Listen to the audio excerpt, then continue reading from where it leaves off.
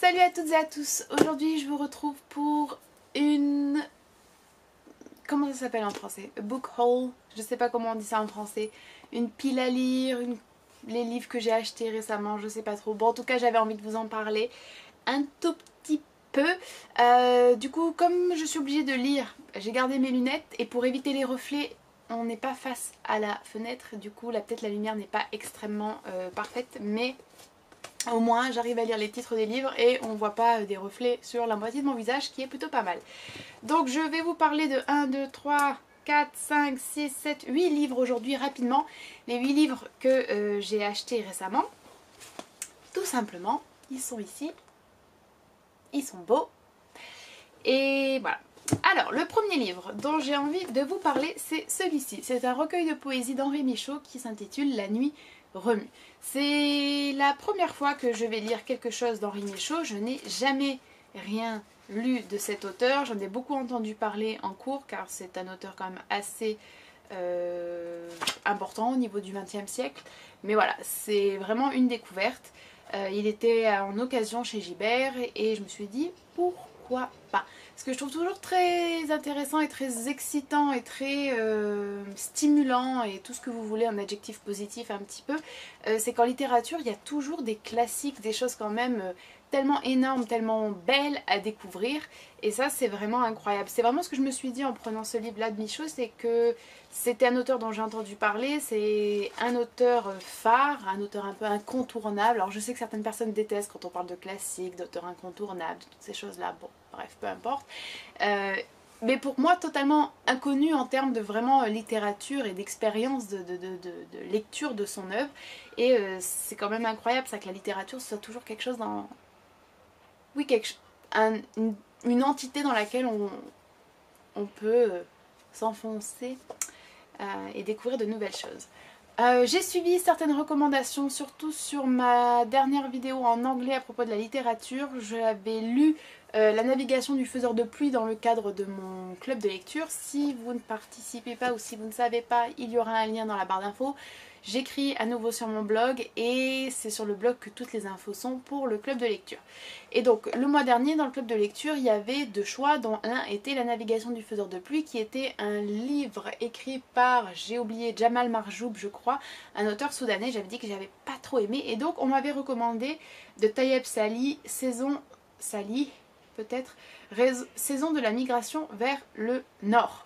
Et voilà, donc je l'ai acheté, j'ai suivi vos recommandations parce que je suis très souvent vos recommandations. Je ne l'ai pas encore lu, mais j'ai hâte. En plus il est plutôt court, donc je pense que ça va être une lecture assez rapide et j'espère pouvoir me réconcilier, enfin je ne suis pas fâchée mais avec la littérature soudanaise. Alors, Mathilda de Mary Shelley, ça c'est l'un des deux livres pour le club de lecture du mois de septembre. Si vous avez envie de participer ce mois-ci, si vous avez envie de voir quels sont les livres au programme, je vous encourage à aller faire un tour sur le blog. Du coup il y a un article qui explique quels sont les livres qu'on va lire ce mois-ci. L'un des deux c'est Mathilda de Mary Shelley, qui est un livre pour le moment très intéressant et dont je vais sans doute reparler plus en détail dans l'un de mes futurs podcasts littéraires qui parlera d'un thème dans la littérature. Et voilà, vous pouvez essayer peut-être de deviner quel sera le thème. Ensuite, ma lecture du moment, celui-ci, Un amour insensé de Junichiro Tanizaki. J'aime tellement Junichiro Tanizaki, c'est vraiment un de mes auteurs préférés, et enfin c'est un de mes auteurs japonais préférés, et même au-delà du Japon, c'est toujours un de mes auteurs préférés. Je trouve qu'il a une plume incroyable, un style incroyable, une acidité et une... comment on dit en français, a sharpness, une précision je présume, vraiment remarquable. Et puis il a toujours des thèmes qui sont ambigus, un peu sombres, un peu tabou, hein, un peu transgressif à chaque fois, et vraiment j'adore. Je vous avais peut-être déjà parlé de Svastika, qui est un roman écrit par Junichiro Tanizaki qui est absolument incroyable, à tomber par terre. Je le recommande absolument. Celui-là pour le moment, bon, vraiment je pense que Svastika pour moi il est là, mais celui-là est pas loin, il est quand même très bien pour le moment. Donc voilà. On a été coupé, la carte était pleine. J'ai ensuite choisi Une soif d'amour de Yukio Mishima. Je suis sur ma lancée pour lire tout Yukio Mishima parce que j'adore Yukio Mishima, tout simplement. Que dire, Yukio Mishima était, à mon sens, un des génies de la littérature, je pense, vraiment. Donc j'ai vraiment envie de le lire beaucoup plus, de me familiariser beaucoup plus avec son œuvre, potentiellement en lisant des thèses, en lisant des articles critiques, etc. Parce que voilà, j'aimerais bien, alors je sais pas quand, comment ce serait possible, mais voilà, j'essaie d'être positive un petit peu et de visionner l'avenir avec un esprit très positif, et potentiellement également les podcasts littéraires aussi, parce que c'est une autre forme de propagation du savoir et de partage de l'amour de la littérature. Mais voilà, je me dis, si jamais j'ai des classes plus élevées à l'avenir dans l'enseignement de la littérature, si un jour j'ai un poste à l'université, même en ATR ou peu importe, voilà, je pense que Mishima, j'ai vraiment envie de devenir un petit peu plus pointue sur son œuvre. Donc voilà, tout simplement. Ensuite, celui-ci, Les Villes Invisibles d'Italo Calvino. J'avais parlé de ce livre dans ma vidéo qui s'intitulait Les livres que je veux lire en 2018. J'ai pas envie d'aller regarder cette vidéo parce que je crois que je n'ai lu aucun des livres de la vidéo.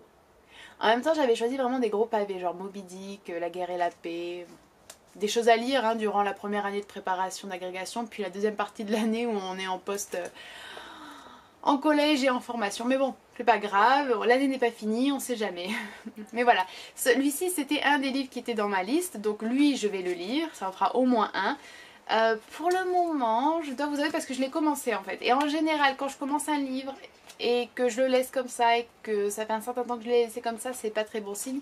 Et je dois vous avouer que il y a quelques passages qui sont beaux, que j'ai souligné, souligné, mais pour le moment je suis quand même assez déçue. J'imaginais pas du tout un livre comme ça, je sais pas trop ce que j'imaginais d'ailleurs, mais j'imaginais pas ça, et pour le moment c'est pas, je sais pas, ça comble pas totalement mes attentes, mais bon, on va voir. Et enfin mes deux derniers achats, les plus récents, d'ailleurs celui-ci il est arrivé dans un état quand même assez piteux. Donc j'essaie de le redresser en le mettant sous mon énorme livre de Georges Hénin, mais bon. Celui-ci qui s'appelle Les bouts de bois de Dieu, qui a été écrit par Ousmane Sam... Alors, je suis désolée si je le prononce mal. J'aurais tendance à le dire Sambene, mais c'est peut-être Samben, tout simplement, je sais pas. Et je vous lis juste un petit peu pour vous dire. Le livre a pour origine une histoire véridique. Il se déroule du Sénégal au Soudan. Ce dernier est aujourd'hui le Mali. Ce sont les cheminots en grève du Dakar, Niger. Ces ouvriers noirs qui entre eux s'appellent les bouts de bois de Dieu.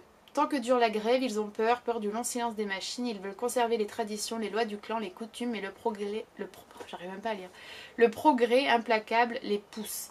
Alors c'est quand même assez intéressant qu'ils s'appellent les bouts de bois de Dieu, ça me fait penser à quelque chose de totalement différent, c'est que durant la Seconde Guerre mondiale, les Japonais, lorsqu'ils étaient en Chine et en Corée, en tant que colonisateurs tout simplement, ils appelaient leurs prisonniers de guerre des bouts de bois.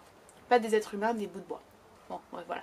Mais donc, ce livre s'inscrit dans quoi? Ce livre s'inscrit dans mon exploration du réalisme étranger et du réalisme engagé. Avec ma classe, on commence avec le récit réaliste. J'avais donc choisi Marianne de George Sand, mais j'ai envie de leur donner quelques extraits de réalisme étranger pour pouvoir tout simplement les ouvrir à la littérature étrangère, et je pense que je vais choisir dans celui-ci. Et enfin, un dernier livre, Nouvelles arabes du Proche-Orient. On a deux nouvelles de Naguib Mahfouz, qui est un auteur égyptien que j'adore, une nouvelle de Zakaria Tamir, une nouvelle de Émile Habibi, une nouvelle de Edouard Karat et une nouvelle de Hanane Sheikh. Et c'est une version bilingue, comme vous pouvez le voir. Alors concrètement, hein, je ne lis toujours pas l'arabe et je parle toujours pas l'arabe, mais voilà, je me dis c'est bien d'acquérir des livres bilingues pour s'entraîner à déchiffrer, pour s'entraîner même juste à repérer les lettres, à ce que mon œil s'accoutume en fait à cet alphabet, et qui sait, un jour peut-être que je relirai ça en arabe. On a le droit de rêver. Voilà, j'espère que ça vous aura plu. N'hésitez pas à me dire si vous avez acheté des livres récemment, si vous avez une pile à lire ou pas, si vous fonctionnez comme ça, si vous lisez plusieurs livres en même temps. Tiens, je serais très curieuse de savoir si vous êtes du genre à ouvrir juste un livre et à vous y consacrer, ou si pour vous il n'y a pas de problème et vous arrivez à avoir 2, 3, 4, 5, 6, bon là je pense que ça fait quand même beaucoup, livres en même temps. Voilà. Merci d'avoir regardé cette vidéo. Je vais finir ma vidéo comme d'habitude, je suis désolée, en mentionnant mon Patreon parce que vraiment c'est hyper important et ça m'aide énormément pour pouvoir continuer à produire du contenu, à dépenser du temps, de l'énergie, mais aussi de l'argent dans internet, le matériel. Pourquoi je parle d'internet? Parce qu'en ce moment je n'ai pas internet et en fait j'achète des recharges pour pouvoir mettre mes vidéos. Voilà. Mais bon voilà, c'est du temps, de l'énergie, de l'argent vraiment factuellement, mais aussi de l'argent parce que le temps c'est de l'argent, enfin bon bref, beaucoup de choses. Je le fais par passion, je le fais depuis 10 ans, mais je le fais aussi maintenant en espérant et en essayant de le transformer en source de revenus complémentaires et ça m'aide énormément lorsque vous me soutenez, même juste avec 1 € par mois. Peut-être que vous, ça vous fait pas de différence et vous vous dites ça sert à rien, mais en fait pour moi c'est énorme de l'autre côté et je vous en remercie énormément.